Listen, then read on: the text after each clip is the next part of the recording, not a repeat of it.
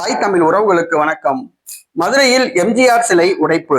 மதுரையில் எம்ஜிஆர் சிலை உடைப்பு, அதிமுகவினர் மத்தியில் பதற்றம் என்ற தலைப்பில் இந்த காணொளியை காண்கிறோம்.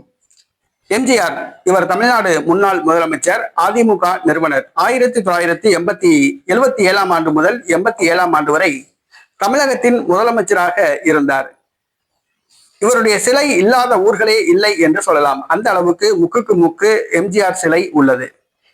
ஜெயலலிதாவை வேண்டுமானால் மறந்திருப்பார்கள், ஆனால் எம்ஜிஆரை அதிமுகவினர் மறந்திருக்க மாட்டார்கள். மக்கள் மத்தியில் மிகவும் பிரபலமானவர் எம்ஜிஆர். குறிப்பாக ஏழை எளிய மக்கள் மத்தியில் பிரபலமானவர். அந்த எம்ஜிஆருடைய சிலை மதுரை அவனியாபுரத்தில் உள்ளது. அவனியாபுரம் திருப்பரங்குன்றம் சாலையில் எம்ஜிஆருடைய சிலை உள்ளது. நேற்று நள்ளிரவு எம்ஜிஆருடைய சிலை உடைக்கப்பட்டுள்ளது. காலையில் பார்த்த அதிமுகவினர் அதிர்ச்சி அடைந்துள்ளனர். எம்ஜிஆர் சிலை சேதமடைந்துள்ளதால் அதிமுக தொண்டர்கள் அதிர்ச்சி அடைந்துள்ளனர். இது திமுகவினர் கைகரியம் என்று கூறப்படுகிறது. ஏனென்று சொன்னால் திமுகவினர் இந்த மாதிரியான வேலைகளை தான் பார்ப்பார்கள். மதுரையில் உள்ள திமுகவினர் இந்த மாதிரியான வேலைகளைத்தான் பார்ப்பார்கள். திமுகவினர் ஏற்கனவே எம்ஜிஆர் சிலைகளை சேதப்படுத்தியுள்ளார்கள். பேனர்களை சேதப்படுத்தியவர்கள் தான். தற்பொழுது அவனியாபுரம் திருப்பரங்குன்றம் சாலையில் எம்ஜிஆர் சிலை சேதப்படுத்தப்பட்டுள்ளது.